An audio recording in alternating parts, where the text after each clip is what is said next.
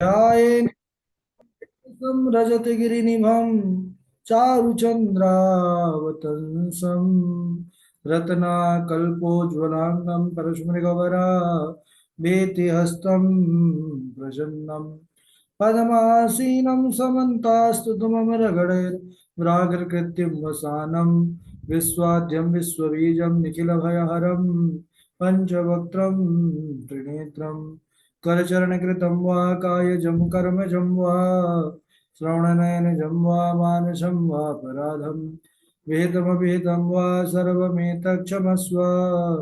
जय जय करुणाब्धे श्रीमहादेव शम्भो। श्रीलक्ष्मीनाथ समारम्भां नाथयामुनिमध्यमाम् अस्मदाचार्यपर्यन्तां वन्दे श्रीगुरुपरम्पराम्। अञ्जनानन्दनं वीरं जानकी शोकनाशनं कपीशमक्षहन्तारं वन्दे लङ्काभयङ्करं। भक्ति भगवन्त गुरु चतुर्नाम वपुएक, इनके पद बंधन किए नासत विघ्न अनेक। बोले शाम सदाशिव भगवान की जय। पावन शिव महापुराण की। परम मंगलमय परात्पर अखिलेश्वर अचिंत कल्याण गुणगण निधान सर्वेश्वर सर्वाधिपति अकारण करुणा वरुणालय अकारण करुणा कारक सकल जन्य कल शापहारक परात्पर पर ब्रह्म सच्चिदानंद स्वरूप परम पिता परमात्मा श्री साम्य सदाशिव भगवान के पावन चरणारविंदों पर कोटसा नमन नतमस्तक वंदने अभिनंदन। पराम्बा भगवती जगदीश्वरी शंकर शिव प्राण वल्लभा जगत जननी माँ जगदम्बा माता पार्वती जी के पावन चरणारविंदों पर कोटसा प्रणति। शिवाय शंभु का यह शब्द में विग्रह शिव महापुराण को कोटि कोटि प्रणाम। समस्त भूतादिक सी आराम में सब जग जाने करहूं प्रणाम जोर जो गोपाल। हम सबके परमो सौभाग्य की ऐसी कथा मंदाकिनी पर अवगाहन करने का लाभ प्राप्त कर रहे हैं। अभी हम सब भगवान के विशेष ज्योतिर्लिंगों के पावन आख्यानों की कथा को सुनकर तैयार कर रहे थे। कल के दिवस में किस प्रकार घुष्मेश्वर के रूप में भगवान महादेव विराजित हुए। घुष्मा जो बहुत बड़ी शिव भक्ता थी, पुत्र का मरण सामने है यह देखते हुए भी वह अपने शिव पूजन को उसने त्यागा नहीं। जो उसका नित्य का नियम था उसको त्यागा नहीं, जिसके कारण भगवान शंकर की कृपा से वह मरा हुआ पुत्र भी उसको प्राप्त हुआ और भगवान शिव जी की अविचल भक्ति प्राप्त हुई और बाद में शिवलोक को वह सब प्राप्त हुए। इसके बाद सूर्य जी महाराज बोलते हैं कि श्रूयतां चारिषि श्रेष्ठा हरीश्वर कथा शुभा यत सुदर्शनाम लब्धा विष्णुना शंकरात् पुरा। बोले हे श्रेष्ठ ऋषियों, अब आप लोग भगवान हरीश्वर की शुभ कथा सुनिए। विष्णु जी ने पूर्व काल में शंकर जी से सुदर्शन चक्र प्राप्त किया था। जो भगवान श्री हरि के पास चक्र सुदर्शन है, ये हमारे भोले बाबा ने ही दिया है उनको। बोले कैसे? तो कहने लगे कि पहले बड़े बलवान दैत्य हुआ करते थे, बड़े राक्षस पहलवान हुआ करते थे, प्राणियों को दुख देते थे, धर्म का विनाश करने पर तुले रहते थे। उन्हीं राक्षसों से दुखी होकर के देवगण विष्णु जी के पास आए और अपना दुख कह करके उनसे प्रार्थना किए कि आप इन राक्षसों से दुष्टों से हमारी रक्षा कीजिए। यह सुनकर के विष्णु जी ने कहा कि देवताओं तुम सब दुखी ना हो, मैं भगवान शंकर का पूजन कर रहा हूँ और उसी के द्वारा हम सबके दुखों का विनाश होगा। तब सब देवता निर्भय होकर के अपने अपने स्थान को चले जाते हैं। उसके बाद विष्णु जी शिव जी का पूजन करने के लिए कैलाश पहुंच गए, शिव जी की तपस्या करने के लिए।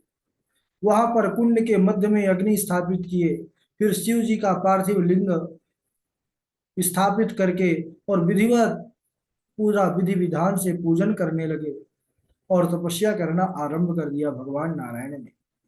भगवान विष्णु अपना दृढ़ संकल्प करके बैठे थे कि जब तक भगवान शिव को संतुष्ट नहीं करूंगा तब तक मैं उठूंगा नहीं और यह तपस्या तभी त्यागूंगा।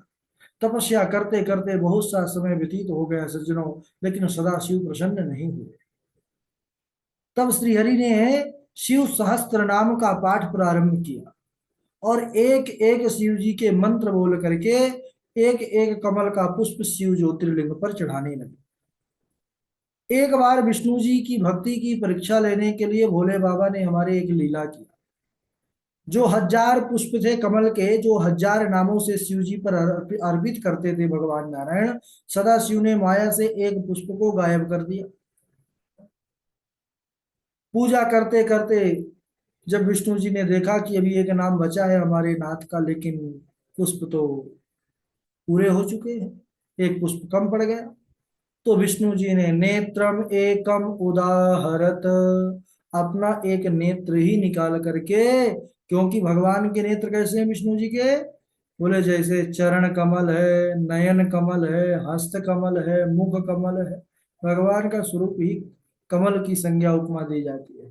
तो नयन कमल, अपने नयनों को ही निकाल करके 1000वें नाम पर भगवान शिव जी के ज्योतिर्लिंग पर चढ़ा दिया।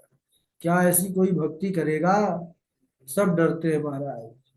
अपनी आंख निकाल करके चढ़ा दिए भगवान नारायण।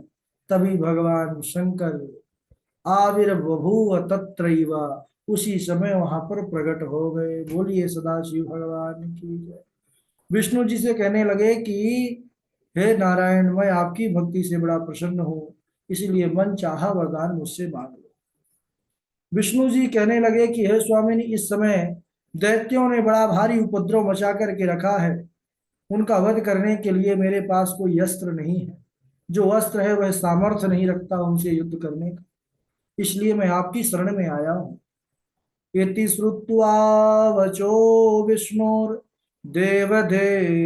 महेश्वरः, ददौ तस्मै स्वचक्रं स्वकं चक्रे तेजो राशिं सुदर्शनम।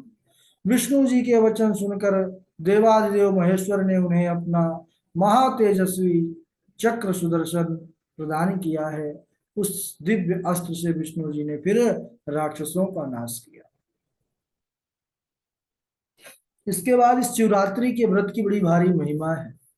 ऋषि बोले कि सूत जी, जिस व्रत के द्वारा भगवान शिव प्रसन्न होते हैं वह व्रत हम सब सुनना चाहते हैं। सूत जी कहने लगे कि हे मुनियों, यह प्रश्न एक बार मैया पार्वती ने स्वयं सदाशिव से किया था। पार्वती बोली थी कि हे प्राणनाथ, आप किस व्रत से प्रसन्न होते हैं? भोले बाबा मुस्कुराने लगे, कहने लगे हे देवी, मुझे प्रसन्न करने के लिए तो अनेकों व्रत हैं, अनेकों उपवास हैं, लेकिन उन सब व्रतों में सर्वोत्तम व्रत जो मेरे लिए है वह है शिवरात्रि का व्रत। यह व्रत फाल्गुन मास के कृष्ण पक्ष में होता है। व्रत का नियम क्या है? बोले प्रातः काल निद्रा का त्याग करें और अपना नित्य कर्म करके शिव मंदिर में पहुंचे, वहां पर विधि पूर्वक पूजन करके शिव जी को नमस्कार करें और प्रार्थना करें कि हे नीलकंठ भगवान, हे सदाशिव, काम क्रोध आदि शत्रु मेरा कुछ ना बिगाड़ सकें और मैं आपके इस व्रत को निर्विघ्न रूप से पूरा पूरा कर सकूं, और मैं शिवरात्रि का व्रत धारण करना चाहता हूं। आप मेरी मनोकामना पूर्ण कीजिए। उनसे आज्ञा लें और उनसे अपनी रक्षा करने के लिए प्रार्थना करें। इस प्रकार संकल्प कर शिव भक्तों को चाहिए कि रात्रि के 4 प्रहर 4 शिव जी के पार्थिव लिंग का निर्माण कर सुंदर फल फूल पुष्प धूप दीप नैवेद्य आदि से विधिवत पूजन करना चाहिए और पंचाक्षर मंत्र का जाप भी करना चाहिए। कहते हैं कि यह प्रक्रिया चारों पहर में करें और जितने ब्राह्मणों का संकल्प किया है उतने ब्राह्मणों का भोजन कराना चाहिए, उनको दान देना चाहिए, ब्राह्मणों को दक्षिणा देना चाहिए, आशीर्वाद लेकर के भगवान शिव शंकर का जो पार्थिव लिंग था उसका फिर सायंकालीन विसर्जन करना चाहिए। बोले इस व्रत की बड़ी भारी महिमा है। व्रतस्य करुणानूनं शिवोऽहं सर्वदुःख दद्मि भक्तिं च मुक्तिं च सर्ववैवांशिकं फलम्। बोले इस व्रत को करने पर शिव जी निश्चित रूप से सारे दुखों को दूर कर देते हैं और वह भोग जब तक संसार में रहता है तब तक सुखों को प्राप्त करता है।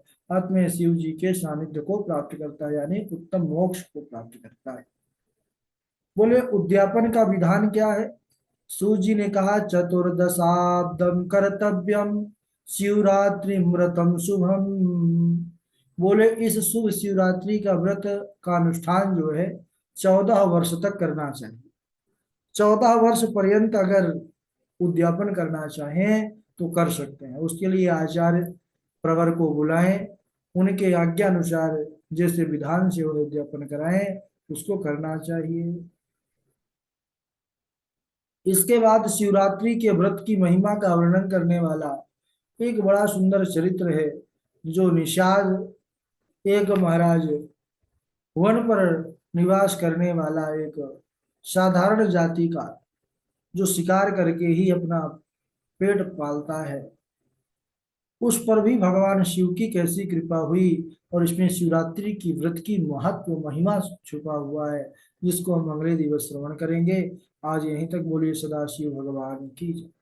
बारी बारी से श्लोक सुना देंगे, उसके बाद हम आगे चर्चा करते हैं। सबसे पहले स्वामी गोपिकानंद जी हैं, पावनी जी हैं, गगन जी हैं, विशाल जी हैं।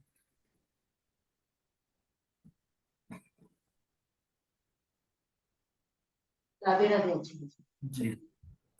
यदि प्रश्नेन देवेश यदि देयो वरस्त्वया स्थितां स्थियतां स्वेन रूपेण पूजार्थं शङ्कर स्वयं तस्यैव